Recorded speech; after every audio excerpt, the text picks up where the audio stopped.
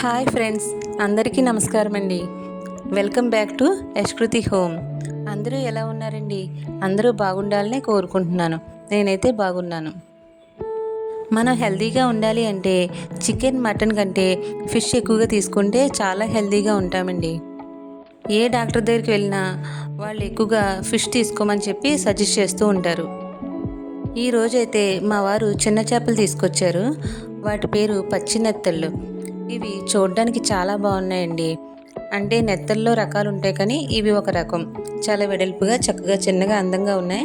వీటిని ఉప్పు, పసుపు వేసి బాగా వాష్ చేసుకుని తర్వాత కారం, తగినంత ఉప్పు, పసుపు వేసి మ్యారినేట్ చేసి పక్కన పెట్టుకున్నాను. తర్వాత స్టవ్ వెలిగించి బాండీ పెట్టుకుని ఆయిల్ వేసుకుని కొన్ని చిల్లీస్, కట్ చేసిన ఆనియన్స్ వేసుకుని కొంచెం సేపు మగ్గనిచ్చాను. కొంచెం సేపు మూత పెట్టి ఆనియన్స్ మగ్గనిచ్చిన తర్వాత కొంచెం ఫ్రై అయ్యాయి కదండి. ఇప్పుడు మనం టమోటాస్ యాడ్ చేసుకుందాం. ఈ కర్రీలో టమోటాస్ అయినా బాగుంటాయి, ఇంకా మామిడికాయ అయితే చాలా బాగుంటుందండి. పచ్చినెత్తళ్ళు మామిడికాయ అయితే చాలా టేస్టీగా, ఎమ్మీగా ఉంటుంది. కాకపోతే నేను టమాటాతో ఈ కర్రీ అనేది ప్రిపేర్ చేశాను. ఇలా టమాటాస్ వేసి కొంచెం సేపు మగ్గనిచ్చిన తర్వాత దీనికోసం కొంచెం మసాలా అయితే ప్రిపేర్ చేసుకోవాలి. దానికోసం నేను అల్లం, వెల్లుల్లి, జీలకర్ర, ధనియాలు, లవంగాలు, యాలకులు, చిన్న దాల్చిన చెక్క, కొంచెం జీడిపప్పు, వీటన్నిటిని మిక్సీ పట్టి పేస్ట్లా చేసుకున్నాను. తర్వాత ఈ పేస్ట్ని అయితే ఈ కర్రీలో యాడ్ చేసుకున్నాను. ఈ మసాలా అంతా కూడా పచ్చివాసన పోయేలాగా కొంచెం ఫ్రై చేసుకోవాలి. తర్వాత తగినంత కారం, ఉప్పు, కొంచెం పసుపు వేసి బాగా కలుపుకొని కొంచెం సేపు మగ్గనివ్వాలి.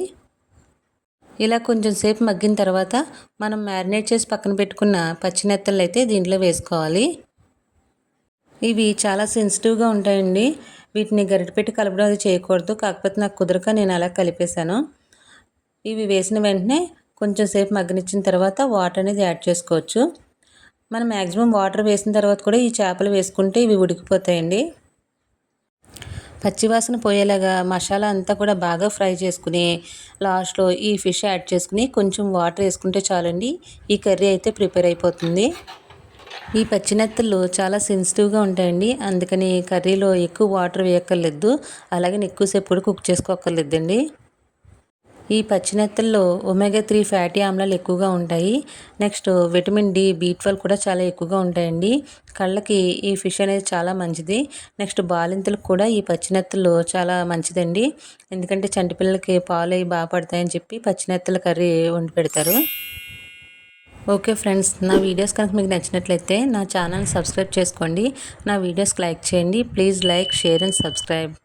Thank you for watching.